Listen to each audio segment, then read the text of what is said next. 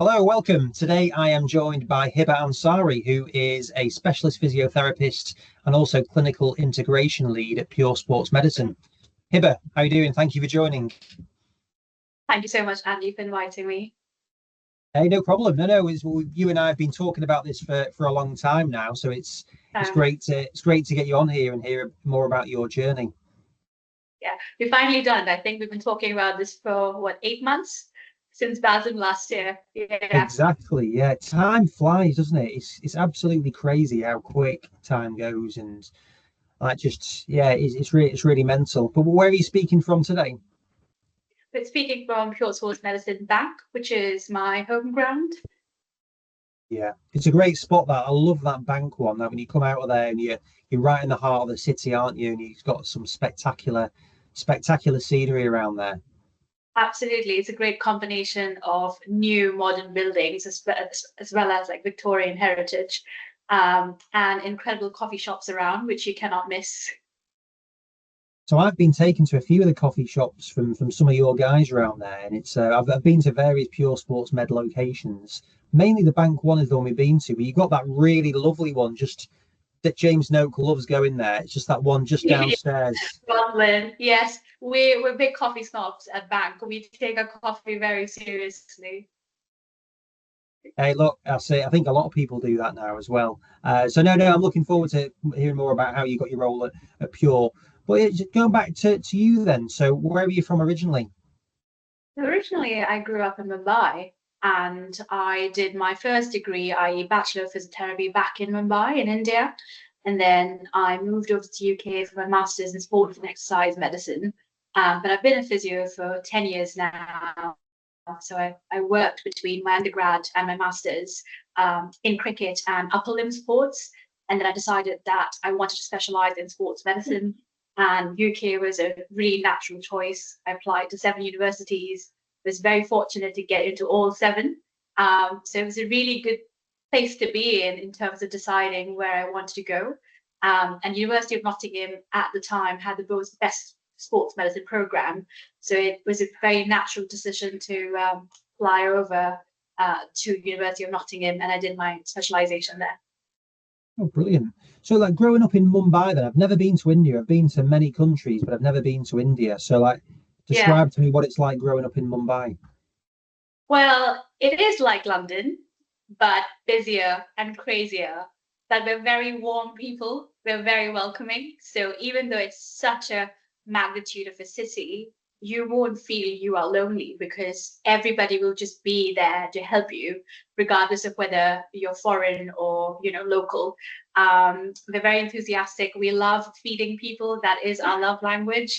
And sport is such a big deal in India, especially Mumbai, where cricket is effectively the religion, with football at second. So growing up, always watched cricket and football. My father actually played for the Indian football team back in the day. And so I always knew I wanted a career in sport, but I was also very passionate about healthcare because there's an element of my family that's involved in medicine. And yeah, just growing up, I knew somehow I had to bring these two joys together to turn it into a career, so to speak. Yeah, it's quite interesting. There is that synonymous nature of India and medical professionals. So for you growing up then, like how mapped out was your pathway? Like what were the options for you? I remembered so distinctly when I was 8, we were given this project or an essay to do in school, and it said, write down a paragraph of what you want to be when you grow up. And obviously, back then, I didn't know the difference between a doctor and a physio and different allied healthcare professionals. But I remember so clearly drawing a doctor in a pink coat. And I wrote I wanted to be a doctor when I grew up. So I knew very early on that it was healthcare that I wanted to pursue. And obviously, as I studied and various different exposures came upon me, I realized that actually healthcare and sports medicine was what physiotherapy was giving me. And since then, I think since the age of 13 or 14, when I was still in school, it was a very active effort to make sure my biology grades were up there, my chemistry grades were up there, because I knew as a certainty this is what I wanted to take up. So it didn't come upon me, I think, because I had the right kind of exposure and I knew in my mind this is the field that I wanted to pursue. Every single thing that I did, could it be a placement, could be an internship, even in summer, my mum was undergoing physio at the time, and I would go with her for all her appointments. And I was only 15 to kind of just understand, if this is something that I want to take up, am I going to like it? What does it mean for my day? What does it mean for my hobbies? So all of it was a very calculated risk since teenage days. That's incredible. You had that maturity to actually be going and doing your own work experience and actively doing that's quite impressive. I think I'm generally quite a type A personality. I like to know what my week will look like. I like to know what my day will look like. And I think career and your work forms such a massive part of your day to day. And I've always just been quite a curious child. I loved how the anatomy of the body worked. I always wanted to understand why X was not Y, and I think being exposed to that side of the family where we had healthcare professionals and just like sitting with them and talking about, medicine and diseases and joints and sporting injuries, also seeing it from my father, it was just something that was very natural that happened in the background with organic conversations. Yeah, no, it's great, isn't it? If you're doing something that you're really driven to and love doing as well. So at any point within that process, again, you're a teenager when you're doing this stuff. Were there what else were you considering, if anything? Really nothing. I knew if I did not get into physiotherapy, I would be in trouble because I was so bad at other things. I knew engineering was not for me because I was really bad at physics. So it really was, this is it. So you've got to do the best you can. I even took an aptitude test, and they confirmed that healthcare was the field for me. The other option was potentially psychology, but I was so intrigued by, the human anatomy. I could not think of any other profession that I could do justice to. So really it was, this is it, and that is it. And how do I make this work? That's good. In many ways, that's actually really nice. If you got that clarity of thought, it's like I know what I'm doing. That's it. Nothing Yeah. else is going to happen. And Yeah. throughout and jumping here, but as a generalization, has there been at any point when you've thought, I should have done something else? Yes, actually, in my first year of physiotherapy, when I had already got into physiotherapy, I wasn't enjoying it as much as I thought I would. And that was a what have I done moment, because I spent a good part of 4, 5 years prior to that hoping for this. And then I finally got into the university that, I had aspired to be in, and I entered first year. And I wasn't sure whether I had made the right decision. But I think because there was a massive transition between like being in school and being in college and then moving away from home and then doing things independently and actually coming to grasp with these exams are important. They're marked entirely differently. I am working on live human beings here. There's no scope for error, there's no scope for failure. There was the pressure of that, but also being in a class of people who were just as good as me, if not more.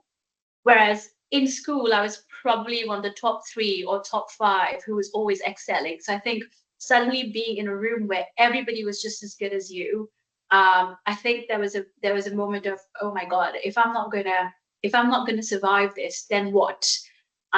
So got through first year, and then we got introduced to different modules which were more anatomy and musculoskeletal oriented, and then I found my mojo back, so to speak. I then kind of reaffirmed that actually, I am enjoying this. I'm coming to grips with things. I'm getting more comfortable in my skin, getting more comfortable with being uncomfortable. And I think there was a brief moment of uncertainty, but after that, there was no looking back. So yeah, you said there about there's no room for error for getting things wrong. Like what would you perceive as that you got wrong at that point that you felt like you couldn't get wrong?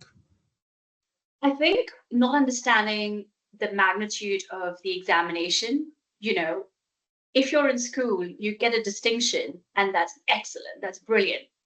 But when you're in university and you're getting a merit or a distinction, that's incredibly hard because not everybody will get that kind of outcome. And I think I wasn't entirely sure of the scope of excellence, the spectrum of excellence. And I have quite high standards from myself. So sitting in those first semester exams and not performing the way I thought I would have, or spending the right amount of hours in revision, etc. Like I said, I'm type A personality. I like to control the controllables. So I think not performing as well as I thought I would have was a bit of a moment of uncertainty. But I could argue that my sister, who's 6 years younger than me, thought I was doing really well because I wasn't coming home on weekends and I was constantly complaining about how much I had to study, and she would see me, up doing all-nighters. So I think it was just perspective in time. Yeah. And so how did you establish then, like, is that, have you worked out that in reflection point? Because I'm a big believer in reflection as well. Like, if you're reflecting, you're in the moment, you're making these assumptions in your own mind. So how did you establish that whilst you were studying, or is that actually just something that's come on later? I think that's definitely come on later because for a long time in my mind, success equaled perfectionism. But then somebody introduced me to the concept of asymptote, which is a mathematical concept where there is a line and there's a curve. And that curve is constantly trying to reach that line, but no matter what, it never comes close to touching it. And we all know that success is unattainable. But what I learned is that if I can try every single day to pursue excellence as consistently as I possibly can, then I'm still bringing out my best product. And it doesn't have to be perfect, but you have to be consistent. So, especially over the last 5 years, after moving to the UK, doing my specialization and working in a different environment completely from back at home, I've just learned that consistency is the key to everything. It's got to be, you know, you can't aim for perfection and then just hope that the end product has to be perfect. You've got to make type 1 and type 2 decisions on a day-to-day basis and just keep trying to bring the best out of your day, even if it means how you take your coffee, you know. Go on, tell me about coffee. So go on, what makes perfection for that? For me, it is the experience, So I wake up in the morning, I'll have a black Americano, I'll keep my phone away. And for those 5 to 10 minutes when I am having that coffee, I have switched my mind off and I am present in that moment, sipping and savoring every single cup. Every sip is meditation. And if I can get that right without any distractions, without checking my emails or getting distracted by the birds or the background sounds, then I have had the most perfect start to my day. I have then done something for me, which was within my control. And then anything that happens within the day, which is not something that I can control, is fine. But I have had that perfect moment in my day. So that is my perfection of my experience with coffee. It could be completely different for somebody else. So I've identified that if I can find a moment in my day that is for me, that I have curated for myself, then those slow and steady efforts in the day can help me be consistent. Yeah, no, I think it's a really good point, isn't it? Because it is so easy at the moment, like with life, you're on podcasts, there's YouTube, there's phone calls, emails, in-person stuff for you as well in terms of what you're doing. It can be overwhelming. And I really agree, isn't it? You described it really nicely there, just actually being present in that moment and enjoying it and thinking, look, this everything's okay here. Yeah. Yeah, no, it's good. Yeah, yeah, that's really interesting. So, so how did you end up coming to the UK?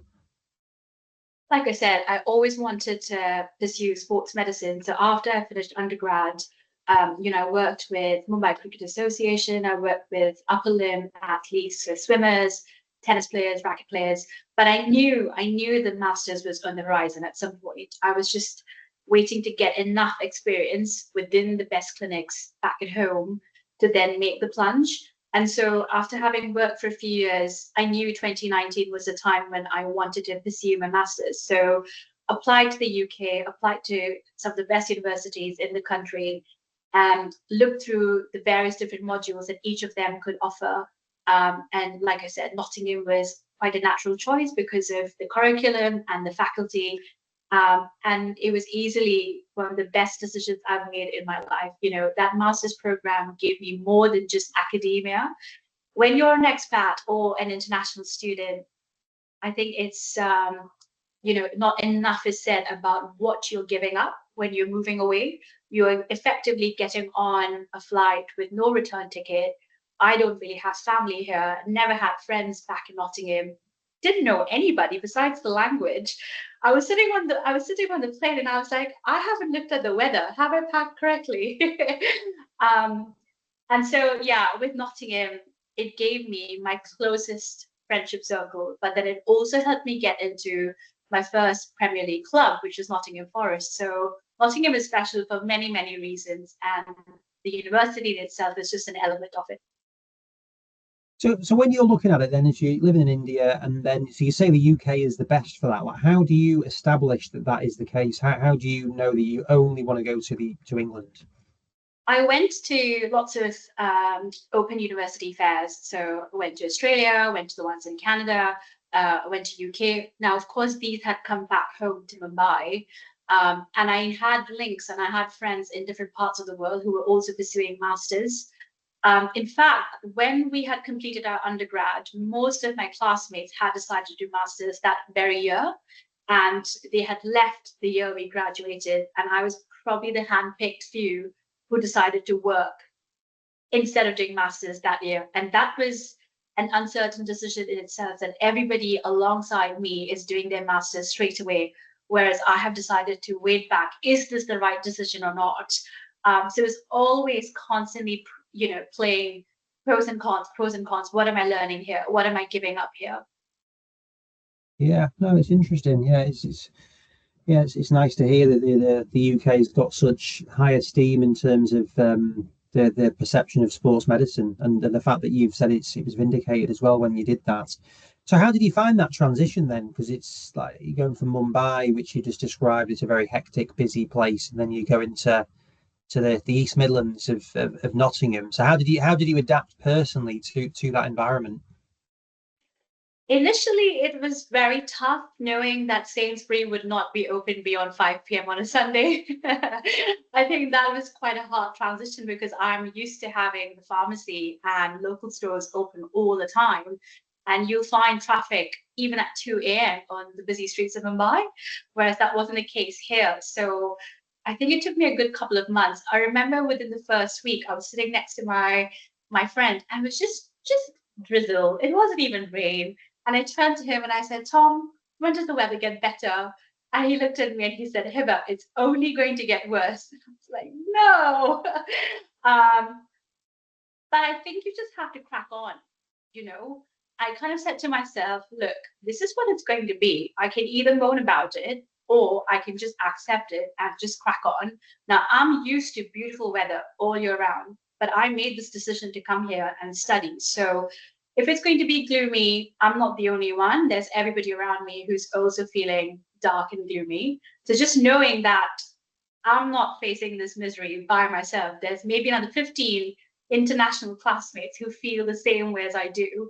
And just trying to find that circle of people who empathize with me, but also, befriending locals and Brits who took me into their arms, and, they would take me to Indian restaurants, and like do things with me because they knew I was transitioning. But really, masters was so hectic and so busy, there was no time to feel bad about the weather.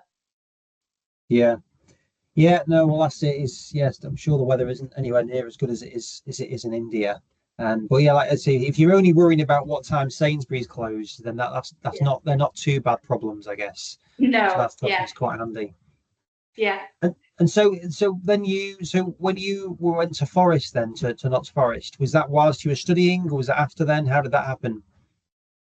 Actually, I finished my dissertation. I handed my dissertation on Friday, and I joined Nottingham Forest on the Monday. So it all happened very quickly. I knew someone who was working at Forest at the time, and we had done the ATMOF course with the FA. It is a trauma management course that you need to do as part of Nottingham's curriculum, but it is also the most important course you need to do if you want to work in EPL. And it just so happened that I met this colleague and they approached me when something opened up at Forest. And I was just like, there's no way I'm going to get this job because why would I? There's 10 different candidates who've been in the country who know exactly what goes behind the scenes. But I guess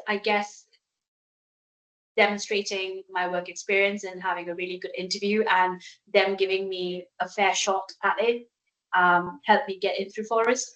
What was interesting was that when I was speaking to HR, they said to me, we've never hired an international physio before, let alone an international female physio before. So this process is just as new for you as is for us.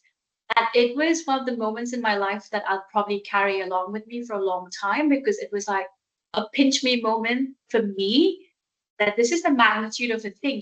Definitely it's a massive thing for me to come all the way across. I'm only 1 year into the country and I'm joining one of the top football clubs in English history. But actually, this is a big deal for them as well. And they've kind of identified it that we've not done this before. This is new to us. It's like a learning curve for both parties. Yeah, no, that's really interesting. So what do you think?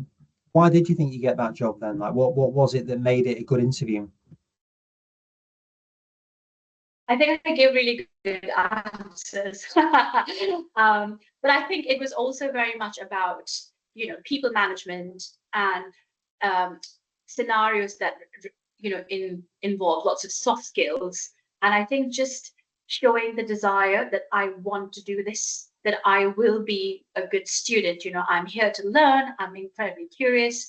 And I think that interview just transitioned into, okay, you are getting the job. When can you join? Yeah, I mean, even just from talking to you on this now for the short period, even though we've known each other before, is you can tell you come across as you know what you want, you go in for it, and that's basically the I guess that's the type A element of it. Yeah. Nothing more to say on that. Yes, exactly. Yes, that is Yes, it. yes, yeah, Yeah, yeah. yeah. And then, so how did you find that experience of working with Forest? I, Forest will always have a really special place in my heart because it was the first club I worked with in England and also my first job as an international student. It was absolutely incredible. I think people up north, it's going to sound very controversial now, just nicer, friendlier. They take you in your arms. We are, And we they are, we really, are. You're right. Yeah, yes. I agree. And they just made the transition so seamless for me, from the coaches to the medical staff to the players, even the security guard, making sure, have you eaten today? Like don't stay beyond your normal working hours, or sometimes picking me up, when we had like away games, like 4 in the morning calls, or like being dropped back at 1 a.m. It was the little things that made me feel like actually everything that you are doing, the non-glamorous side of things, is absolutely worth it because these people are genuinely invested in your well-being and your care.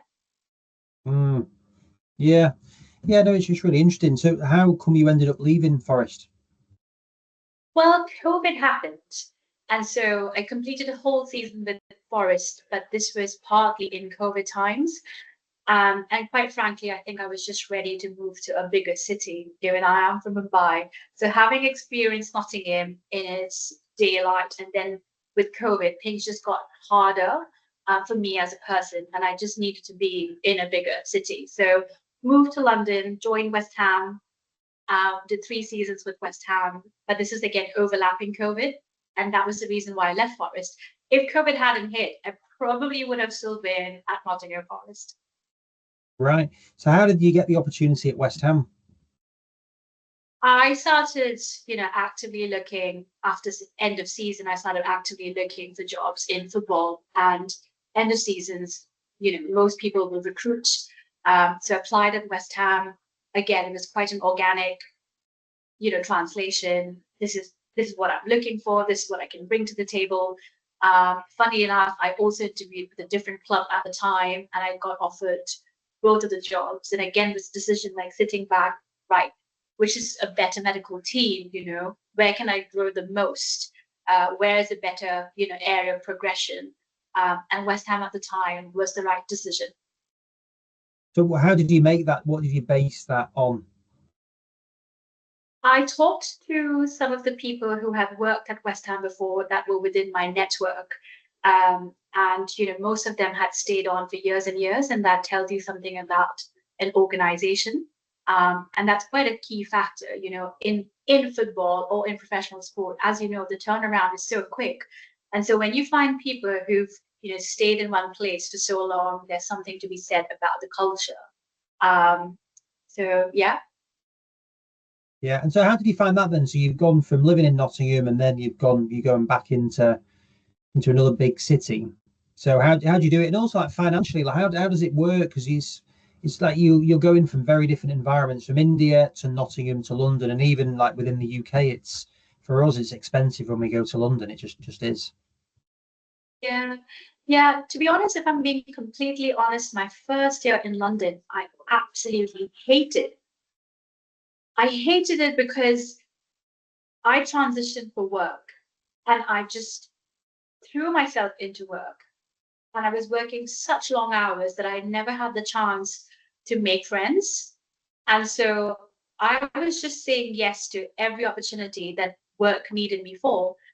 And then one day I realized that actually, when was the last time I stopped to breathe?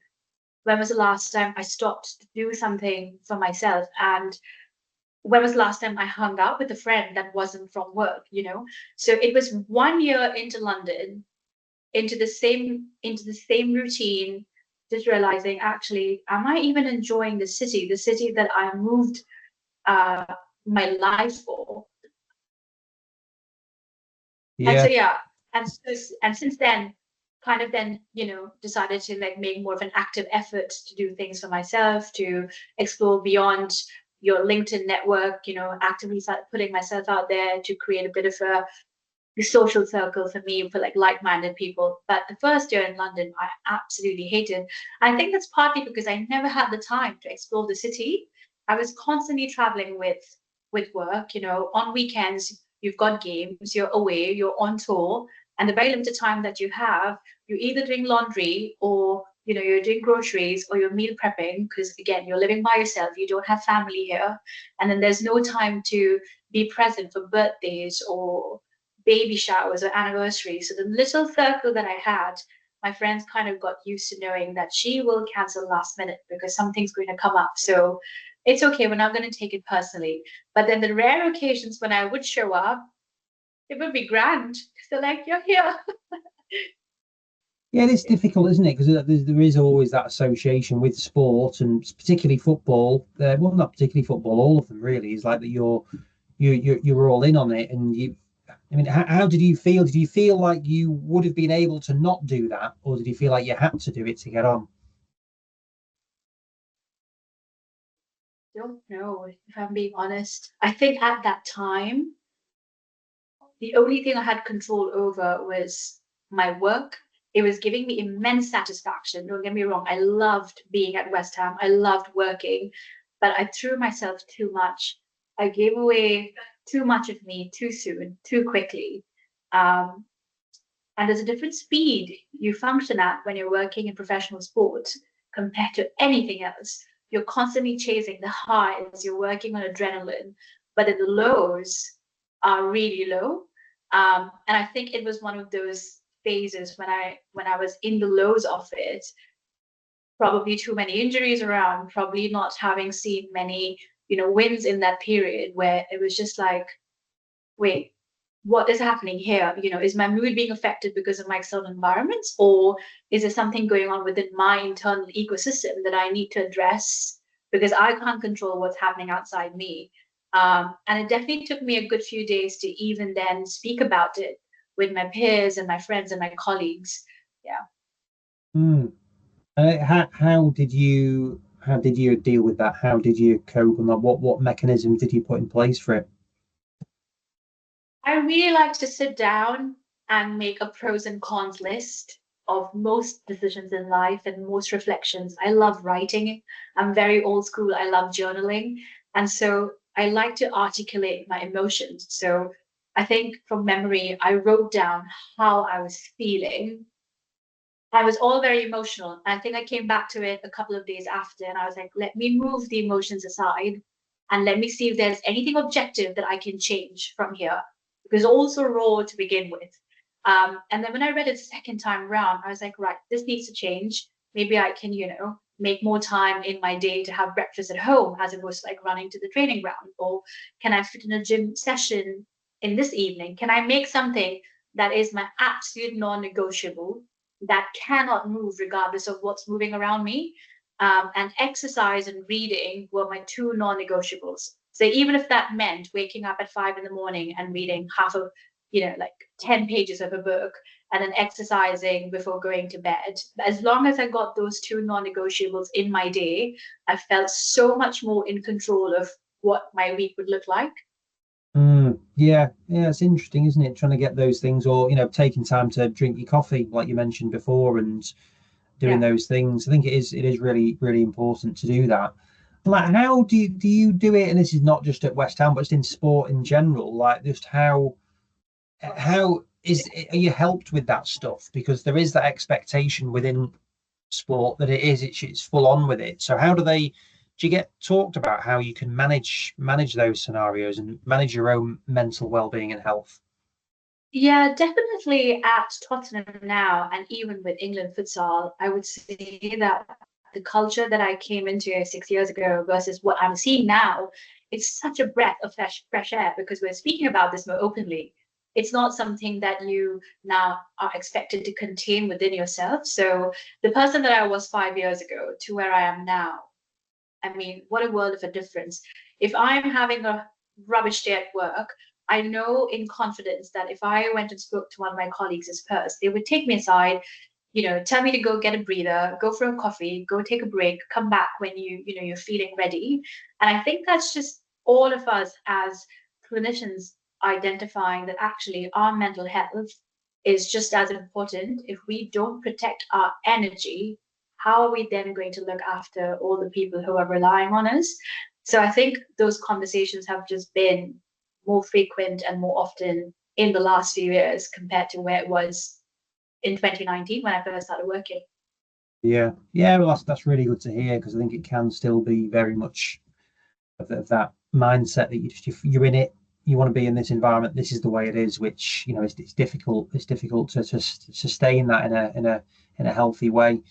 And so you were at West Ham. So were you working full time at this point? Like, at what point did you start doing private work? So I was transitioning from West Ham into private work, but I still had West Ham like 3 days. And I was then doing private practice 3 days.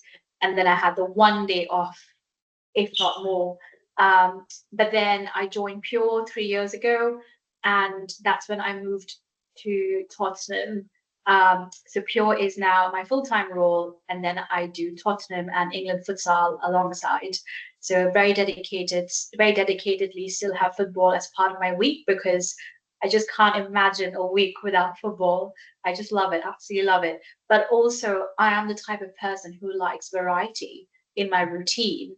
um, it's just different challenges and different opportunities that come with working in a private practice and football and England, that just keeps me on my toes. Yeah, yeah. It's really good to know what you work best in, and if you need to mix it up and give you that. So what was it about pure sports medicine that you thought was a good thing to go into? Well, I mean, the MDT, the promise of excellence, the pursuit of excellence, and just the nature of care that is given to every patient. We provide the same kind of care that we would to an elite athlete. So at Pure, there's 5 different clinicians looking at you, treating you like you are the most important person in the room. And where I've come from, a professional sport background where you've got your physio, S&C, nutritionist, doctor, all rehabbing the same injury, Pure were doing that well before anybody else within the private sector. And to me, that was the easiest transition because I wasn't necessarily changing my practice going from professional sports to private practice. It was still the same, just different teams. Yeah. So how did it come about that actual getting to meet them then? Were you looking at other options or was it just pure? How did that happen? Actually, this was just let me send out an email, fail at this interview, and get some feedback and take it from there. It was so innocent. Um, and Sam Weil interviewed me, and I remember so clearly, absolutely panicking with my best friend before the interview. And I was like, I think this is a mistake. I think I shouldn't go. I mean, how could I possibly get in? I don't have the experience because I naturally looked up the website, and everybody was at the top of their game. Went for the interview.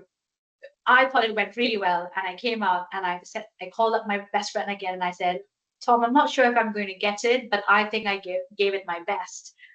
And I was told in the interview, we'll get back to you by next week. This was middle of the week. And I was like, Jesus, I've got to now wait out a whole week to hear whether I've gotten or not.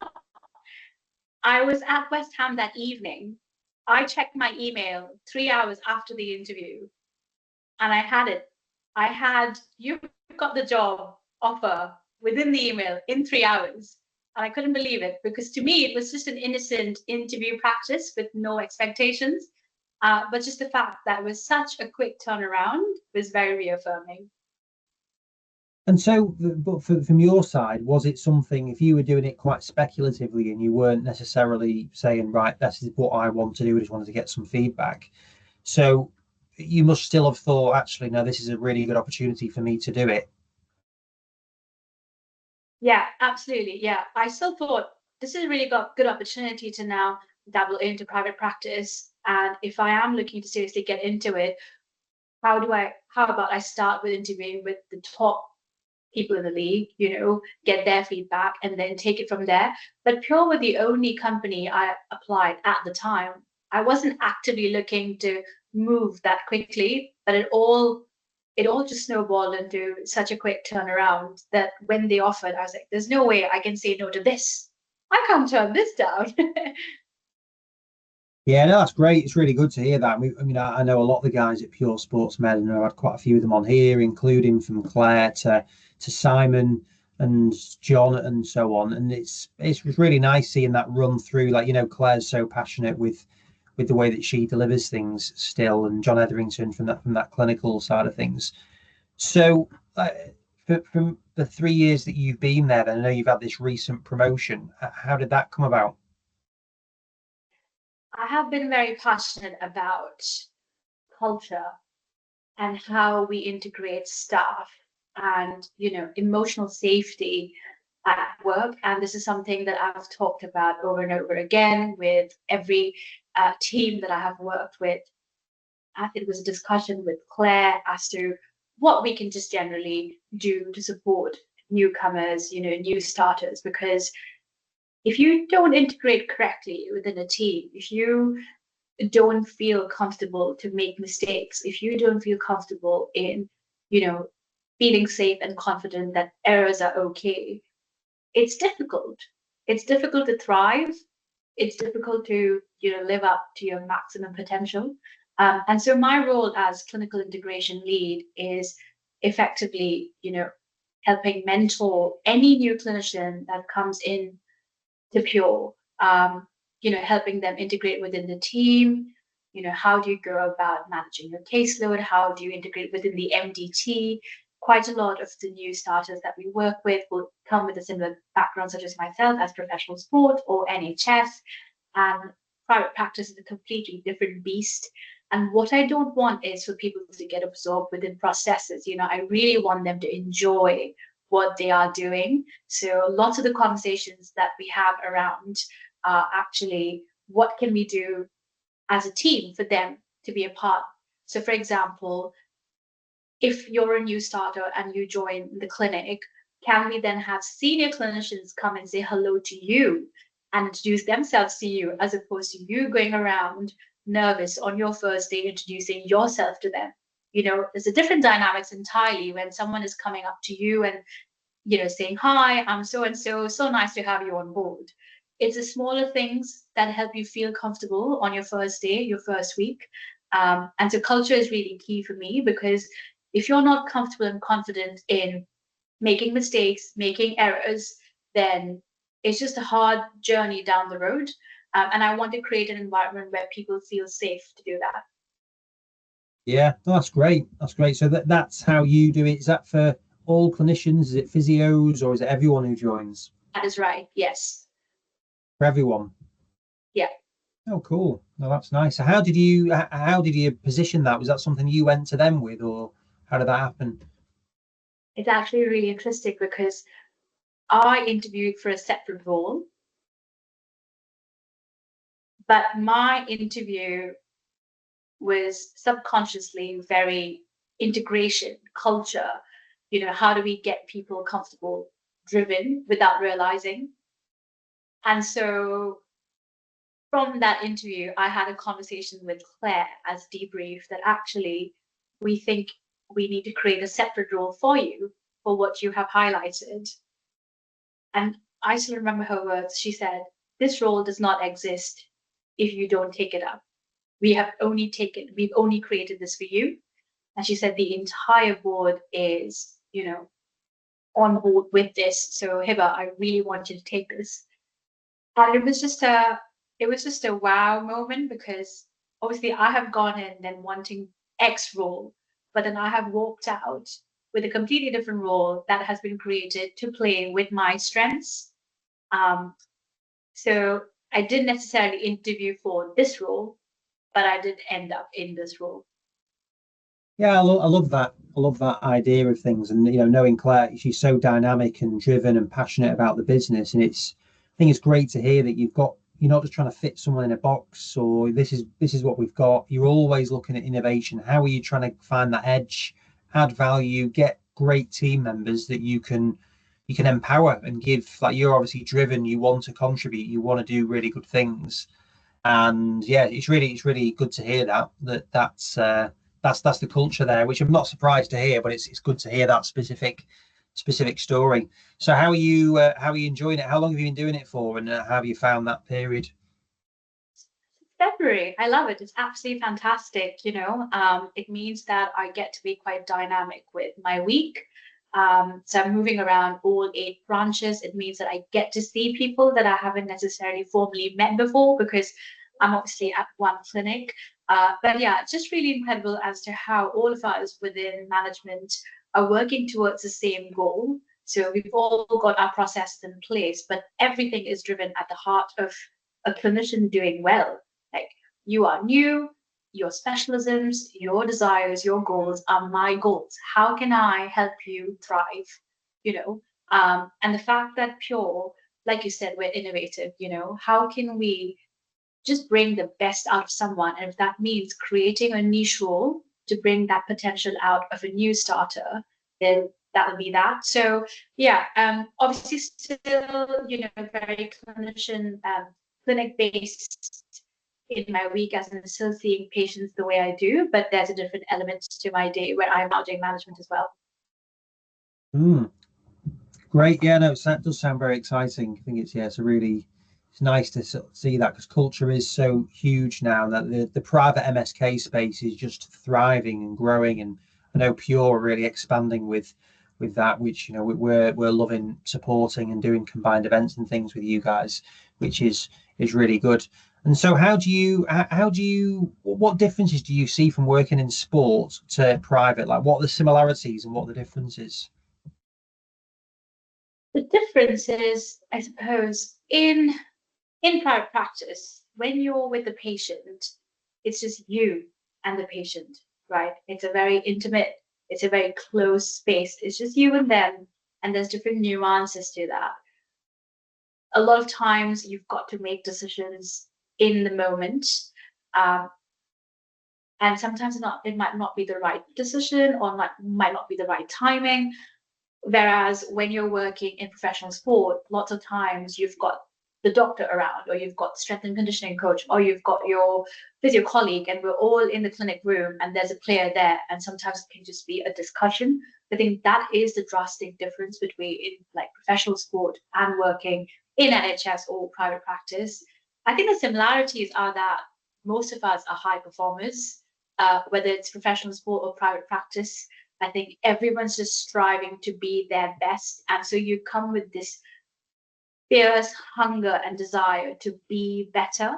Obviously, in professional sport, you are just working at a completely different level because the people you're working with are at the top of their game. You know, they're representing the country, so you you push yourself to be good enough for them.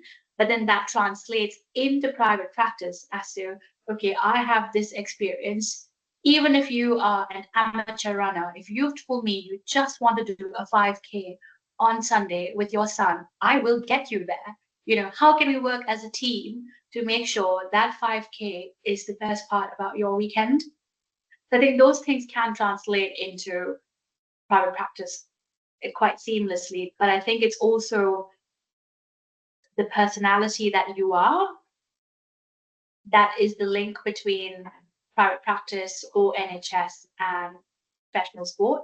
What can you, or what do you decide to carry with yourself into the next chapter, into the next phase of your career? Mm. Yeah, and just going back to Forest, then, so you said you were the first female Indian that was going into the medical team there. So, like, how did you find that? Did you feel like you fitted in that environment? Did you feel like you were out of place? Initially, I felt very intimidated in terms of having conversations with coaches about injury management, or them assuming that I'm younger than I was, and sometimes, yeah, just making that hard boundary that actually, this player cannot go on. But it came with a lot of practice. I think sometimes in my mind, I would just prepare myself like, this is how I'm going to say this. This is how the dialogue is going to be. I'm going to be polite, but I'm going to be firm. It didn't come very naturally because I was the only female at the time. And it was very different for them too. So it was new for both parties. But as the years have gone on, I have become firmer and stronger. And now it's like, this is how it is going to be, and we can talk about it. But I am the medical person here on this pitch. And if I'm saying he needs to be off, he's going to be off. And that, how did it, in terms of like the way that you do things, like how does that, what do you think is needed for that environment? Is it being that you're asking the opinion of the coach or whatever, or do you think it's better for the whole scenario that you're more direct with things? I think you just have to put it as a matter of fact. Now that I've learned, what do we know? What is the information that we have? What is the pros and cons? Recently, I had a difficult conversation with ex-coach, and we weren't coming upon a mutual agreement. And I just put it out as matter of fact, moving all emotions aside, that hey, this is what we know has happened. Okay, this is what the player is presenting with. He doesn't have a game for the next week. What can we do in the meantime? And how important is it for him to continue right now? Ultimately, it is the well-being of the player that we're all after.